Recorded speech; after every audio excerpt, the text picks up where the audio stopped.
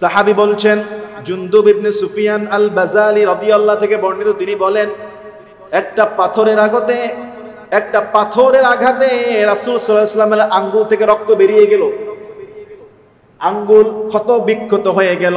ফাকালা, রাসূল তখন এই আঙ্গুলের রক্ত দেখে বলছে, হাল আনতি ইল্লা উসবুউন দামিতি ওয়া ফি সাবিলিল্লাহ মা লাকিতি।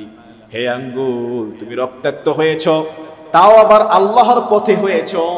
মানে এই রক্তাক্ত কোনো কাফিরের আঘাতে হয়েছে, দিন কায়েমের আন্দোলনের জন্য, ইসলাম প্রচারের জন্য আঘাত খেলেন, রক্ত বেরিয়ে গেল।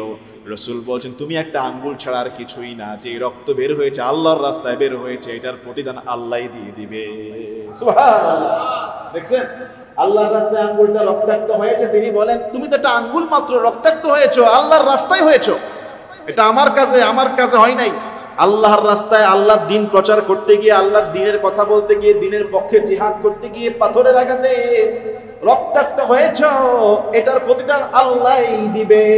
সুবহানাল্লাহ। এটা তিনি কাব্যিক আকারে, ছন্দ আকারে তিনি এই কথাটা বলেছিলেন।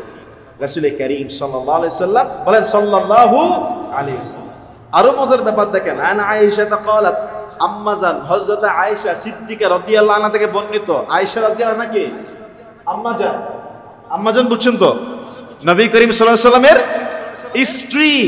কিছু সাহাবীর রিলেটিভ সম্পর্ক মনে রাখবেন, যখনই বলবো আন আয়েশাতা, আম্মাজান আয়েশা রাদিয়াল্লাহু আনহা থেকে বর্ণিত, ক্বালা, তিনি বলেন, কানা রাসূলুল্লাহ সাল্লাল্লাহু আলাইহি সাল্লাম ইয়াদউ লিহাসান ইবনে সাবিত মিম্বার। তৎকালীন জামানার সবচাইতে ভালো একজন কবি ছিল, মুসলিম কবি, নাম তার হাসান ইবনে সাবিত। কবির নাম কি? হাসান ইবনে সাবিত। আয়েশা বলছে, রাসূল সাল্লাল্লাহু আলাইহি সাল্লাম সেই হাসান ইবনে সাবিতের জন্য মসজিদের মধ্যে একটা আলাদা মিম্বার বানালেন, যেই মিম্বারে হাসান বসবে, কবি বসবে, কবি হাসান। কেন? ইয়াকুমু আলাইহি কাইমান ইউফাখিরু আন রাসূলিল্লাহ সাল্লাল্লাহু আলাইহি সাল্লাম। মসজিদের সেই মিম্বারটা কবি হাসান ইবনে সাবিতের জন্য রাসূল তৈরি করেছেন, যাতে করে হাসান ইবনে সাবিত সেই মিম্বারে বসে রাসূলুল্লাহর প্রশংসায় কবিতা বলতে পারে। সুবহানাল্লাহ। রাসূলুল্লাহর প্রশংসা কি বলে? কবিতা। যেমন মাওলায়া সাল্লি ওয়া সাল্লিম দাইমান আবাদান আলা হাবিবিকা খায়রিল খালকি কুল্লিহিম মুহাম্মাদুন সাইয়্যিদুল কাউনাইনি ওয়াস-সাকালাইন। মুহাম্মাদুন সাইয়্যিদুল কাউনাইনি ওয়াস-সাকালাইনি ওয়াল ফারিকাইনি মিন উরবিন ওয়া মিন আজামিন। মাওলায়া সাল্লি ওয়া সাল্লিম দাইমান আবাদান আলা হাবিবিকা খায়রিল খালকি কুল্লিহিম। হুয়াল হাবিবুল্লাযী তুরজা শাফাআতুহু। হুয়াল হাবিবুল্লাযী তুরজা শাফাআতুহু লিকুল্লি হাওলিন মিনাল আহওয়ালি মুqtahamin। মাওলায়া সাল্লি ওয়া সাল্লিম দাইমান আবাদান আলা হাবিবিকা খায়রিল খালকি কুল্লিহিম। মারহাবা বলেন না? এটা শুধু রাসূলুল্লাহর শানে একটা কবিতা, একটা শের।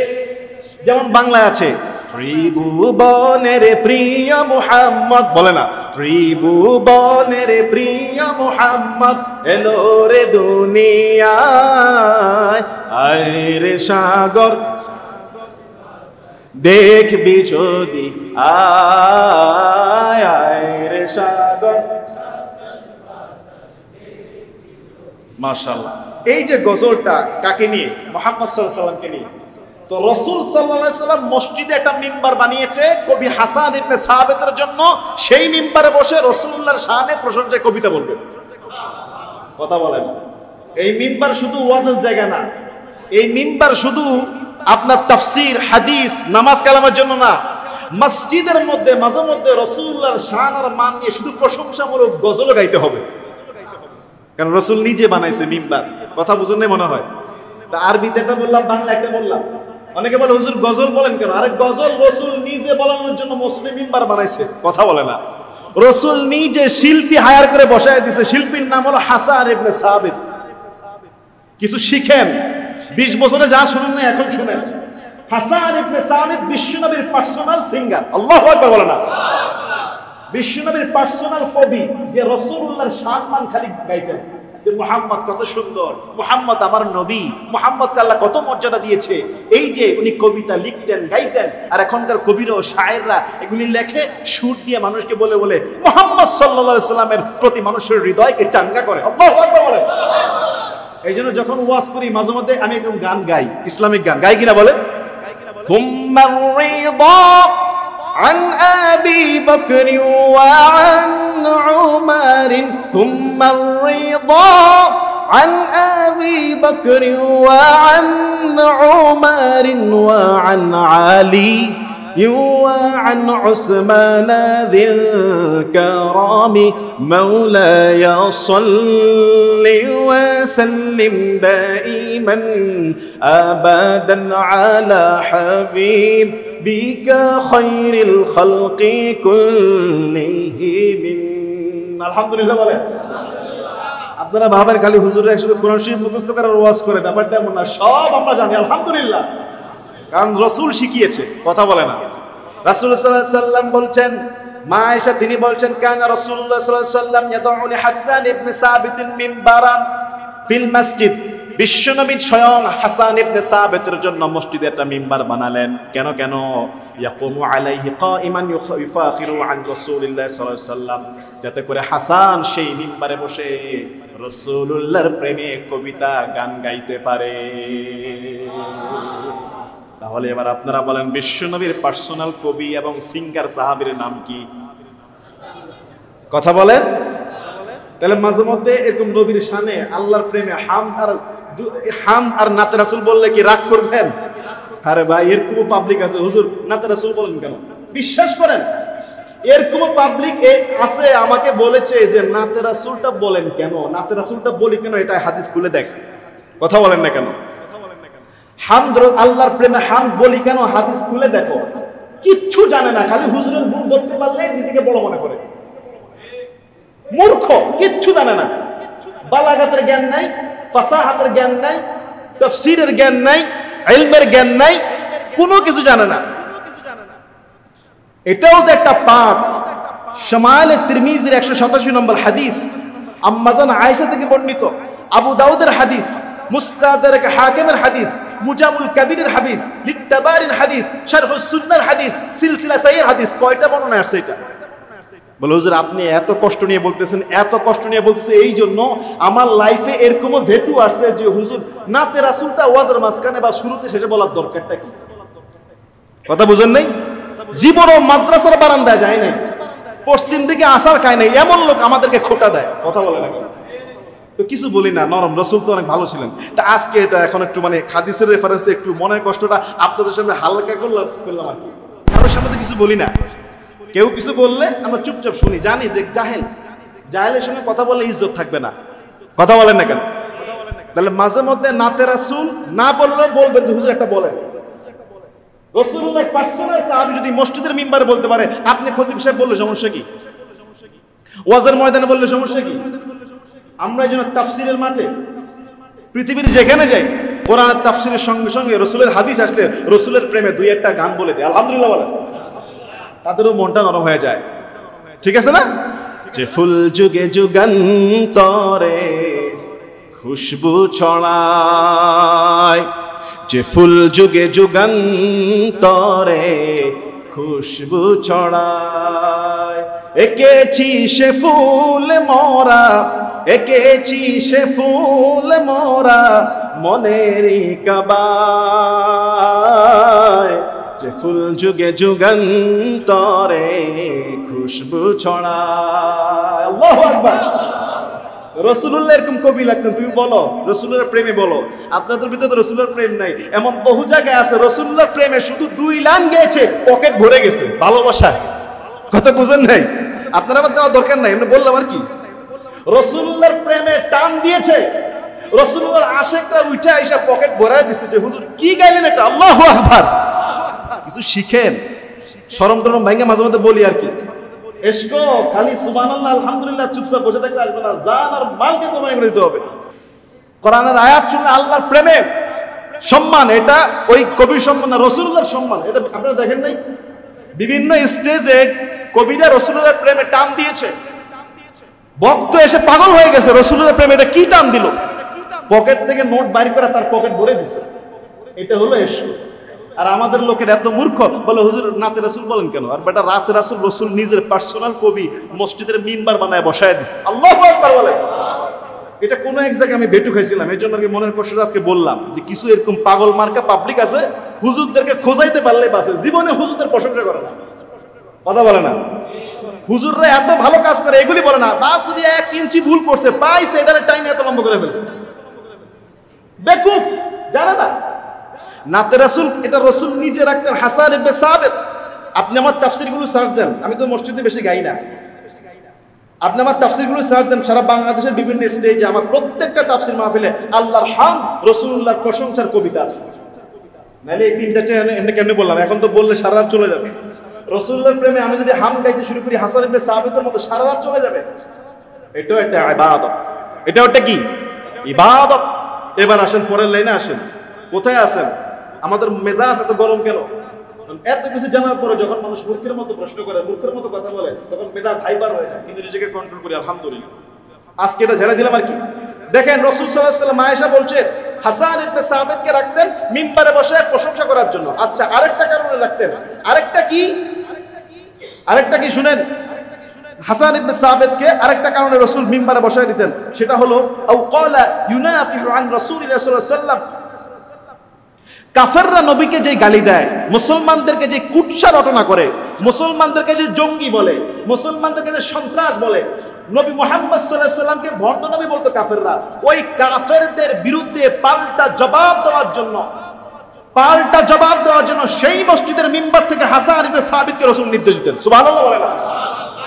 এখন যারা জঙ্গিবাদ, মুসলমানদেরকে সন্ত্রাস বানায়, মুসলমানদের মধ্যে জঙ্গিবাদের গন্ধ পায়, মুসলমানদেরকে হত্যা করে, এদের বিরুদ্ধে যখন জুমার মিম্বার থেকে বিভিন্ন স্টেজ থেকে আওয়াজ তুলি, তখন বলে হুজুর থাক না, মাফ করে দেন। কথা বলে না, তখন বলে না হুজুর থাক, মাফ করে দেন, কিছু বলেন না, এদের এত বলার দরকার কি? আরে ভাই, মুসলমান জাতিকে সারা বিশ্বে জঙ্গি বানিয়ে দিয়েছে, মুসলিম জাতিকে মৌলবাদ বানিয়ে দিয়েছে, ফিলিস্তিনকে মেরে তামা বানিয়ে দিয়েছে। আমি ইসরায়েলের বিরুদ্ধে বললে আমাকে ভেটু দেয়, দেয় নাই।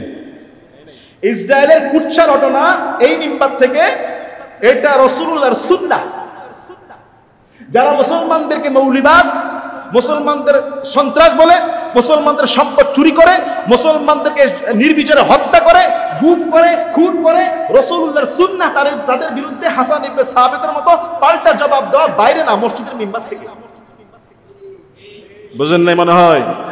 যখন ওই সমস্ত মূর্খ বেকুবগুলো এসে বলে হুজুর আপনি অমুকের বিরুদ্ধে, অমুক যে তোমার পুরা মুসলিম জাতিরে ধ্বংস করে দিচ্ছে, তমুক যে মুসলমান আলেমদেরকে নির্বিচারে গুলি করেছে, হত্যা করে, রক্তাক্ত করে, ব্যঙ্গ করে, বলে রং মেখে শুয়েছিল, কথা বলেন। এই সমস্ত টাটকা কাফের, মুশরিক, মুনাফিক, ইসলাম বিদ্বেষীদের বিরুদ্ধে যখন রাসূলুল্লাহ সাহাবী হাসান ইবনে সাবিতের মতো মিম্বার থেকে কথা বলি, কিছু মুনাফিক বেটু দেয়, কথা বলে না, বলে মিম্বারে ওয়াজ করবে না, ওয়াজ খালি জিলাপি খাওয়ার ওয়াজ, মিঠা মিঠা মধু খাওয়ার ওয়াজ, খালি আসমানের উপর আর জমিনের নিচের ওয়াজ। আজকে যদি খতিব সাহেবরা হক কথা বলার সাহস রাখতো, চোখ তুলে তাকানোর সাহস পেতেন না, কথা বলেন না কেন? রাসূল নিজে বলতেছে, আমি মায়েশা বলতেছে, রাসূল মসজিদে মিম্বার বানিয়েছে 2টা কারণে। একটা হলো রাসূলের প্রশংসা বলবে, আর একটা হলো কাফেরদের, মুসলমানদের বিরুদ্ধে কাফেরদের যে কুৎসা, সেটার বিরুদ্ধে সেই মিম্বারে বসে বলবে।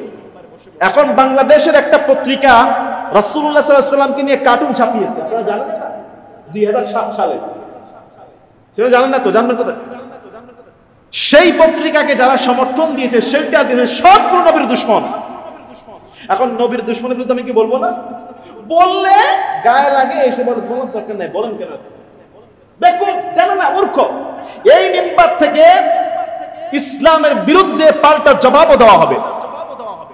কেউ যদি মুসলমানদের সন্ত্রাস বলে, এই মিম্বার থেকে তার নাম ধরে বলা হবে তুই বড় সন্ত্রাস। কেউ যদি বলা হয় মুসলিম জাতির পিতা ইব্রাহিম খলিলুল্লাহ তার নিজের বাপ, এই মিম্বার থেকে বলা হবে তুই শ্রেষ্ঠ ভণ্ড। কথা বলেন না কেন? আছে না নাই? তাহলে এই মিম্বার থেকেই মুসলমানদের দুশমনদের কুৎসা রটনা করা হবে। তারা যত বিশ্রী ভাষায় মুসলমানদেরকে গালি দিবে, তার থেকেও বিশ্রী ভাষায় এই মিম্বার থেকে গালি দেওয়া হবে। বললেন না যে খতিব সাহেব এত এরকম ভাষা ব্যবহার কেন করতেছে? তারা ব্যবহার করেছে, পারলে তাদেরকে আগে ঠেকান। কথা বলেন না কেন? হাসান ইবনে সাবিতকে রাসূল মিম্বারে বসায় দিয়েছেন দুই কারণে। তুমি আল্লাহ রাসূলের প্রশংসা বর্ণনা করো, আরেকটা বর্ণনা করো কাফেরদের জবাবগুলো দাও। পত্র পত্রিকা যে মুসলমানদেরকে জঙ্গি বলে, আলেমদেরকে মৌলবাদ বলে, জঙ্গি বলে, সন্ত্রাস বলে, বলে কিনা? আর এগুলি বইলা বইলা 17 বছর 16 বছর কত আলেমরা যে লুলা করে ফেলছে। হাটাজারি মাদ্রাসার মুহতামিম আল্লামা জুনায়েদ বাবুনগরী রাহিমাহুল্লাহকে উনি নিজে বর্ণনা দিয়েছে। ওনার চেহারাটা দেখছেন আপনি, দাড়ি পাকা মুরব্বী, উনার রিমান্ডে নিয়ে গায়ে হাত তুলছে। কত বড় বেয়াদব! কথা বলেন না কেন? উনার মতো আলেমের গায়ে হাত দিয়েছে, দাড়ি ধরে টান দিয়েছে, সমস্ত আলেমদেরকে রিমান্ডে নিয়ে পিটাইছে, উলঙ্গ করে ফেলছে। তারা এখন নিজের মুখে বলতেছে কি আলেমরা মিথ্যা কথা বলবে? এই সমস্ত পিটানিতে যাদের হাত ছিল, সমর্থন ছিল, শক্তি ছিল, সাক্ষী ছিল, এগুলি সব নবীর দুশমন। আর এই নবীর দুশমনদের বিরুদ্ধে কথা বললে মুনাফিকদের কলিজা জ্বলে। খতিব সাহেবকে ভেটু দেয়। মনে রাখবা, জালেম থাকতেও টেরাই করি নাই, এখন তো প্রশ্নই আসে না। কথা বলেন নাই, মনে বুঝেন নাই? জালেম থাকতে আমি চুপ থাকি নাই, আর এখন তো প্রশ্নই আসে না। এজন্য আপনাদেরকে ইশারা ইঙ্গিতে ডাইরেক্ট ইনডাইরেক্ট বলতেছি, কখনোই না বুঝা আন্দাজে কোনো কথা বলবেন না। রাসূলুল্লাহ সাল্লাল্লাহু আলাইহি ওয়াসাল্লাম মিম্বারে বসাইতেন হাসান ইবনে সাবিতকে পাল্টা জবাব দেওয়ার জন্য। এবার রসুল সেই হাসান ইবনে সাবিতের জন্য দোয়া করতেছে। দেখেন কেমন দোয়া! আমরাও সেই রসুলের ওয়ারিস হিসেবে বললে আমাদের জন্য সেই দোয়া। সুবহানাল্লাহ। রাসূল দোয়া করছেন, ইন্নাল্লাহা ইউআইয়িদু হাসান বিরূহিল কুদুস। হে আল্লাহ, এই হাসানকে আপনি সাহায্য করেন স্বয়ং জিবরাইল ফেরেশতার মাধ্যমে। আল্লাহু আকবার। রূহুল কুদুস সবচাইতে, বিরূহিল কুদুস সবচাইতে শক্তিশালী ফেরেশতা জিবরাইল। আল্লাহর রাসূল বলতেছে, হে আল্লাহ, আমার হাসানকে আপনি সাহায্য করেন, কেননা কাফেরদের বিরুদ্ধে যখন বলতে যাবে, মুসলমানদের বিরুদ্ধে পাল্টা জবাব যখন দিবে, হাসানের উপরে বিপদ আছে না নাই? হাসানের দুশমন আছে না নাই? হাসানের হিংসুক নিন্দুক আছে না নাই? আল্লাহর রাসূল বলছেন, আল্লাহ আমার হাসানকে শক্তিশালী জিবরাইল ফেরেশতার মাধ্যমে নিরাপত্তা দান করে দিবে। কোথায় আছে? ইয়া আল্লাহ, রাসূল বলছেন, মা ইউনাফিকু, যতদিন হাসান আমার প্রশংসা করবে মসজিদের মিম্বার থেকে, আও ইউফাখিরু, যতদিন কাফেরদের বিরুদ্ধে কথা বলবে, মুসলমানদের বিরুদ্ধে যতদিন হাসান কথা বলবে, আন রাসূলুল্লাহ সাল্লাল্লাহু আলাইহি ওয়াসাল্লাম, রাসূল বলছে, আল্লাহ আপনি ততদিন ফেরেশতা জিবরাইলের মাধ্যমে হাসানকে সাহায্য করবে। আপনারা কেউ পক্ষে থাকেন আর না থাকেন, রাসূলুল্লাহর সম্মান বললে আর মুসলমানদের দুশমনদের বিরুদ্ধে প্রতিবাদ করলে, আপনারা থাকেন আর না থাকেন, রাসূলুল্লাহর দোয়া ফেরেশতা জিবরাইল তাকে সাহায্য করবে। সুবহানাল্লাহ। আর সাহায্য করেছেও, আলহামদুলিল্লাহ। সাহায্য করেছেও, আলহামদুলিল্লাহ। না করলে তো আপনাদের ভালোবাসা নিয়ে এত সাহস নিয়ে কথা বলতে পারতাম না, ঠিক কিনা বলে? না সাহায্য করলে তো এত ভালোবাসা নিয়ে, এত সাহস নিয়ে কথা বলতে পারতাম না। কেননা এই সাহস, এই শক্তি, এই জবানের মধ্যে এই তেজ, এই তাজাল্লি বের করে দেন কে? আমাদের কোনো ক্ষমতা নাই। এই মুখ দিয়ে প্রত্যেকটা ওয়ার্ড যখন কোরআন আর হাদিস দিয়ে বলা শুরু করি, সাহায্য চেয়ে নেই আল্লাহর কাছে, আর আল্লাহ বের করে দেন। কথা বলেন না কেন? এই জন্য কত নেতা খেতাকে আমি বিভিন্ন জায়গায় সাইজ করে ফেলেছি, গোনার টাইম নেই। যখন দেখছি ইসলামের বিরুদ্ধে কাউন্টার দিয়েছে, যত বড় নেতা হোক, প্রভাবশালী হোক, ক্ষমতাশীল হোক, পয়সাওয়ালা হোক, ইসলামের বিরুদ্ধে সাংঘর্ষিক কাজ করেছে, কাউন্টার দিয়েছে, ইনস্ট্যান্ট আমি তাকে ধোলাই করেছি। কারণ আল্লাহ এবং আল্লাহ রসুলের সঙ্গে, ইসলামের সঙ্গে, মুসলিমদের সঙ্গে তামাশা চলবে না। কথা বলেন ঠিক না? ঠিক, তামাশা চলবে না। মুআজ্জাজ মুহতারাম, লম্বা কথা হয়ে গেছে। লম্বা কথা হয়ে গেছে। হাসান ইবনে সাবিতের যেই ভালোবাসা, এই ভালোবাসা থেকে প্রত্যেককে একটা শিক্ষা দিব। আপনারা রাসূলুল্লাহ শানে নাতে রাসূল শিখবেন দুইটা, পারবেন না ইনশাআল্লাহ? দুইটা নাতে রাসূল শিখতে পারবেন? নাতে রাসূল মানে রাসূলুল্লাহর প্রেমে কবিতা বা গান আপনারা শিখবেন। আল্লাহর রাসূল সাল্লাল্লাহু আলাইহি সাল্লাম পড়েন, সাল্লাল্লাহু আলাইহি সাল্লাম কানা ইদা আখাযা নাদজাহু ওয়াদা'a কাফফাহুল ইউমনা তাহতা খাদ্দিহিল আইমান। রাসূল যখন ঘুমাতে যেতেন ডান হাত ডান গালের নিচে রাখতেন, ডান হাত ডান গালের নিচে রাখতেন, মানে ডান কাত হয়ে ঘুমাতেন। ওয়াকালা, তিনি বলতেন রব্বি কিনি, হে রব, আযাবাকা, আপনি আমাকে আপনার আযাব থেকে মাফ করে দেন। ইয়াউমা তাবআসু ইবাদাক, যেদিন সমস্ত বান্দাদেরকে আপনি দাঁড় করাবেন, ওই দিনের আযাব থেকে আমি রাসূলুল্লাহ আপনার কাছে পানাহ চাই। আল্লাহু আকবার। শোয়ার সময় রাসূল আল্লাহর কাছে পানাহ চাইতেন। আরেকটা বর্ণনায় আসছে ক্বালা, সাহাবী বলছেন আন হুযাইফা ক্বাল, হযরত হুযাইফা থেকে বর্ণিত, কানান নবী সাল্লাল্লাহু আলাইহি ওয়াসাল্লাম ইযা আওয়া ইলা ফিরাশিহি, রাসূল যখন বিছানায় যেতেন, ক্বালা, তিনি বলতেন আল্লাহুম্মা বিসমিকা আমুতু ওয়া আহইয়া, হে আল্লাহ তোমার নামে মৃত্যুবরণ করছি, তোমার নামে আবার জীবিত হব। ওয়া ইযা ইস্তাইকাযা, তিনি যখন ঘুম থেকে জেগে উঠতেন, ক্বাল, তিনি তখন বলতেন আলহামদুলিল্লাহিল্লাযী আহইয়ানা বা'দামা আমাতানা ওয়া ইলাইহিন নুশুর। হে আল্লাহ, সমস্ত প্রশংসা তোমার, তুমি আমাকে মৃত্যু দেওয়ার পরে আবার জীবিত করেছো, আমাদের প্রত্যেককে তোমার দিকে প্রত্যাবর্তন করতে হবে, ঠিক কি না? এই যে ঘুম, এটা কি মৃত্যু? এটা কি মৃত্যু? দোয়া পড়লে বোঝা যায়। রাসূল বলছে যে আলহামদুলিল্লাহিল্লাযী, আল্লাহ তোমার প্রশংসা, আহইয়ানা, তুমি আমাদের জীবিত করেছো, বা'দামা আমাতানা, রাতের বেলা মৃত্যু দেওয়ার পরে। তাহলে অনেক মানুষ যে রাতের বেলা সুস্থ মানুষ ঘুমাইতে গেছে, শেষ সাথে ডাক দিছে, দুনিয়া থেকে বিদায় হয়ে গেছে, রূহ নাই, ঘুমের ভিতরে রূহ চলে যায়। আসলে তো ঘুমের ভিতরে রূহ থাকে না, থাকে ঘুমের ভিতরে, কিন্তু আমাদের বডিতে সেন্স থাকে না। এই জন্য রাসূল বলেছেন ঘুম অবস্থায় যদি কেউ কোনো অন্যায় করে, আল্লাহ তাকে মাফ করে দেয়। সুবহানাল্লাহ। ঘুমের ভিতরে আপনি পা দিয়ে কাউকে একটা লাথি মারছেন, ভুলে, মাফ করে দেবে। ঘুমের ভিতরে স্বপ্নে আপনি চুরি ডাকাতি করে ফেলছেন, আল্লাহ মাফ করে দিবে, কারণ আপনার সেন্স নাই, আপনার সেন্স নাই। তবে এই মৃত্যু থেকে আল্লাহ যে জীবিত করেছে, দুইটা দোয়া, ঘুমানোর সময় একটা বিসমিকা আমুতু ওয়া আহইয়া, সবাই একসাথে বলেন। ঘুম থেকে উঠিয়া আলহামদুলিল্লাহিল্লাযী,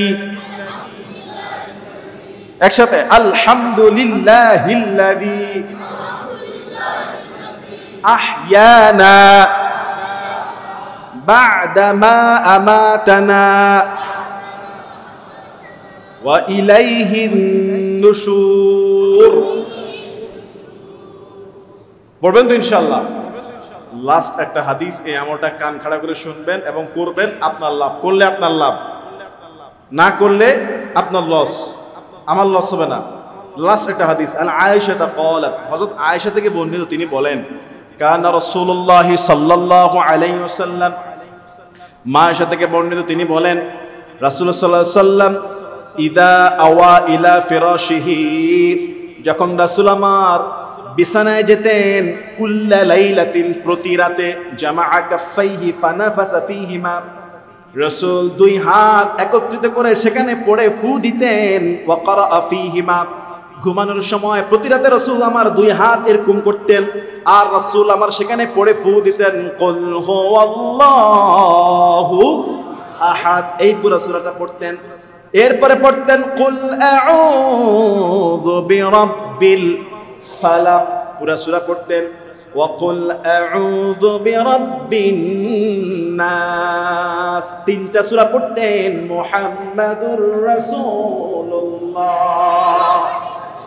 প্রতিদিন রাতের বেলা ঘুমানোর সময় আল্লাহর নবী দুই হাত একত্রিত করে কুল হুয়াল্লাহু আহাদ, এই সূরা পুরাটা, কুল আউযু বিরাব্বিল ফালাক, কুল আউযু বিরাব্বিন নাস, এই তিনটা সূরা পড়তেন মুহাম্মদ সাল্লাল্লাহু আলাইহি সাল্লাম।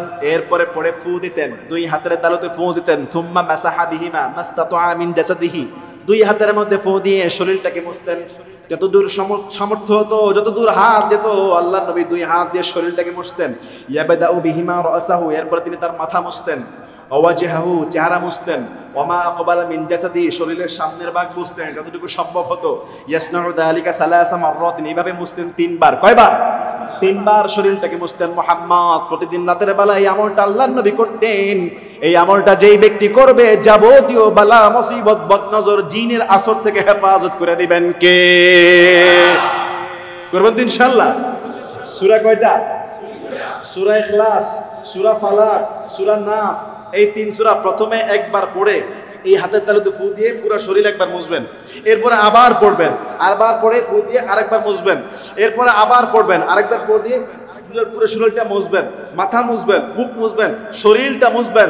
রাসূলুল্লাহর প্রত্যেক দিনের আমাল আপনি আমিও যদি করতে পারি, যাবতীয় মানুষ শয়তান, জিন শয়তান, হিংসুক, নিন্দুক, বদনজর, জিনের আসর, সমস্ত বালা মুসিবত থেকে আল্লাহ পাক রব্বুল আলামিন তাকে ওই দিনের জন্য হেফাজত করে দেবেন।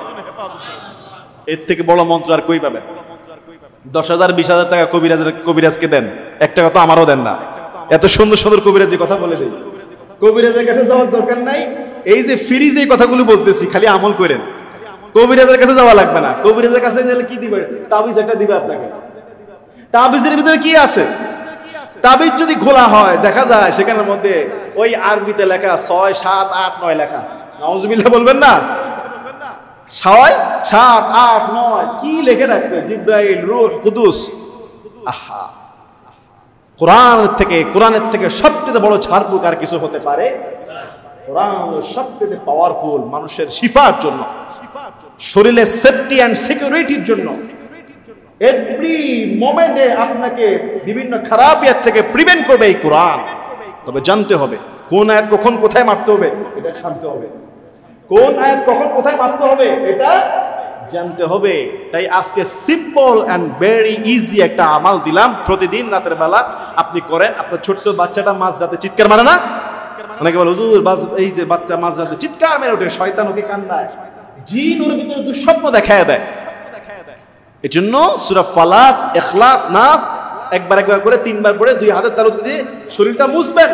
আর এই আমল শিখানোর জন্য আমার জন্য দোয়া করবেন। আর দোয়া না করলেও আমার এই শিখানোর কারণে যারা আমল করবে তাদের একটা সওয়াবের পার্সেন্টেজ আল্লাহ আমাকে দিয়ে দিবে। আপনারা কিছু দেন না দেন, পাইয়া গেছে কিন্তু আলহামদুলিল্লাহ। তোমার বাগের মানুষ আমি আদায় করে নিয়েছি আলহামদুলিল্লাহ। আগে যে মসজিদে জুমা পড়াতাম, সে কত বছর আগে ছেড়ে আসছে এখানে। ওই দিন এক মুসল্লি বলছে, যা শিখায় গেছেন আজও পর্যন্ত সেগুলি আর পাই না। আলহামদুলিল্লাহ, এটা কোরআনের দাওয়াত, হাদিসের দাওয়াত। ওই মুসল্লি বলতে, যা শিখায় গেছেন জীবনে কোনোদিন এত শিখি নাই, আর আশা আনার এইগুলি পাইতেছিও না। আল্লাহ পাক রব্বুল আলামিন আমাদেরকে আল্লাহর খুশির জন্য ইসলামের এই খেদমত করার তৌফিক দান করুন। দাওয়াতি কাজে আল্লাহ আমাদের জবানগুলোকে, আমাদের ইলম, আমাদের বক্তব্য, আমাদের সিনা, আমাদের জিসম, আমাদের জাসাদ, আমাদের আইন, কানকে সবকিছুকে আল্লাহ উন্মুক্ত করে দেয়। বলেন না আমি। গোটা পৃথিবীতে ইসলামের কল্যাণে কোরআন হাদিসের কথাগুলো মানুষকে সেইভাবে বলার বোঝানোর জন্য তৌফিক দান করে। আমি নিজে এবং শ্রোতা সবাই যেন আমল করতে পারি, আল্লাহ তৌফিক দান করে বলে আমিন। আর যদি আজকের কথা মনে নাও রাখতে পারেন, আরো একটা চান্স আছে শোনার, বলে দেব। এই যে বয়ানটা করলাম, আপনি হয়তো ভুলেও যেতে পারেন। আরো একটা চান্স আছে। 4টা ক্যামেরা, 5টা ক্যামেরা চলতেছে। কয়টা? 5টা ক্যামেরা, মানে 5টা ইউটিউব চ্যানেলে চলে যাবে, ফেসবুকে চলে যাবে। আমার নামটা লিখে সার্চ দিবেন আজিজ আল কাউসার, সেখানে এই আমলগুলো, এই বর্ণনাগুলো, এই বয়ানগুলো পেয়ে যাবেন। কোথায় পাবেন? কথা বুঝেন না মনে হয়। আজকে যে কথাগুলো পাবেন বলবো, এগুলো পেয়ে যাবেন। আলহামদুলিল্লাহ বলেন। দ্বীনের দাওয়াতি প্রসার এই টুলারবাগ কেন্দ্রীয় মসজিদে বলছি, কিন্তু এগুলি চলে যায় লন্ডনে, এগুলি চলে যায় সাউথ আফ্রিকা, এগুলি দুবাইতে, এগুলি চলে যায় আমেরিকাতে, এগুলি সৌদি আরব, এগুলি ইন্ডিয়াতে, এগুলি বাংলাদেশের টেকনাফ থেকে তেতুলিয়া, সুন্দরবন থেকে বান্দরবন, উত্তরবঙ্গ, দক্ষিণবঙ্গ, পশ্চিমবঙ্গ, সব জায়গায় মুসল্লিরা দেখে, শিখে, আমল করে, আমাদেরকে দোয়া করে, ফোনে মাঝে মধ্যে জাযাকাল্লাহ খাইরও বলে। আলহামদুলিল্লাহ বলেন। কার খুশির জন্য এই ইবাদত? বলেন কার খুশির জন্য? আল্লাহর খুশির জন্য ইবাদত। আলহামদুলিল্লাহ বলেন। নাইলে এই যে দেখেন, আমি মাইক্রোফোন একটা কিনে নিয়ে আসছি প্রায় 6,000 টাকা দিয়ে 2 দিন আগে, যাতে সাউন্ডটা ভালো মতো ঢুকে। আবার আলহামদুলিল্লাহ আজকে ভালো একটা মাইক্রোফোনও পাইছি আলহামদুলিল্লাহ। আজকে সাউন্ডটা কোনো সমস্যা হচ্ছে না, খুব ভালো লাগতেছে। এটা ভালো, ঠিক আছে। এবং সামনে শুনতেছি আরো সেটআপ চেঞ্জ হবে। আল্লাহ পাক রব্বুল আলামিন আমাদের দ্বীনের কাজকে যাবতীয় সহযোগিতার জন্য আল্লাহ আমাদেরকে সাহায্য দান করেন। আসলে আল্লাহর সাহায্য ছাড়া আমরা কিছু বুঝবো না, আমাদের ব্রেন তো অনেক কম। আল্লাহ যেন আমাদের সবকিছু সহজ করে দেয়, বলি না আমিন। ওয়া আখিরু দাওয়ানা আলহামদুলিল্লাহি রাব্বিল আলামিন। আমরা বৈঠক শেষ করার দোয়া পড়ে তাফসীর শেষ করব। বলেন সুবহানাকাল্লাহুম্মা। দোয়াটা মুখস্থ আছে তো না? তাহলে মুখস্থ করে দেই, বলি সুবহানাকাল্লাহুম্মা ওয়া বিহামদিকা। তাহলে তাহলে পড়েন, মুখস্থ হবে ওয়া বিহামদিকা আশহাদু আল্লা ইলাহা ইল্লা আনতা আস্তাগফিরুকা ওয়া আতুবু ইলাইক। আবার বলেন সুবহানাকাল্লাহুম্মা ওয়া বিহামদিকা আশহাদু আল্লা ইলাহা ইল্লা আনতা আস্তাগফিরুকা ওয়া আতুবু ইলাইক। রাসূল বলছে বৈঠক শেষ করে যদি কেউ এই দোয়া পড়ে বৈঠক থেকে উঠে, এই বৈঠকের মধ্যে যদি কোনো বাজে কথা হয়ে যায়, কোনো কথা যদি গুনাহের কথা হয়ে যায়, কিংবা কেউ যদি বসে বসে আমার মনে মনে বদদুয়া দিয়ে থাকেন, অপরাধ আল্লাহ মেরে সামনে বেয়াদবি যদি কেউ করে থাকেন, এই দোয়া পড়ার কারণে আপনাকে আমাকে আল্লাহ সবাইকে মাফ করে দিবেন। তাহলে জায়গায় ক্লিয়ার হয়ে যাক নাকি? যারা আমার সঙ্গে মনে মনে রাগ করছেন একটু ধমক টমক দেওয়ার কারণে, আল্লাহ আপনাদেরকে মাফ করে দিবে। আর আমি যদি কোরআন হাদিসের বাইরে কোনো ভুল কিছু বলে থাকি, আল্লাহ আমাকে মাফ করে দিবে। এই জন্য যে কোনো বৈঠক শেষে এই দোয়া পড়ে বৈঠক শেষ করে দিবেন, বৈঠকের যাবতীয় গুনাহ আল্লাহ মাফ করে দিবে। বলেন না সুবহানাল্লাহ। আসসালামু আলাইকুম ওয়া রাহমাতুল্লাহি ওয়া বারাকাতুহু।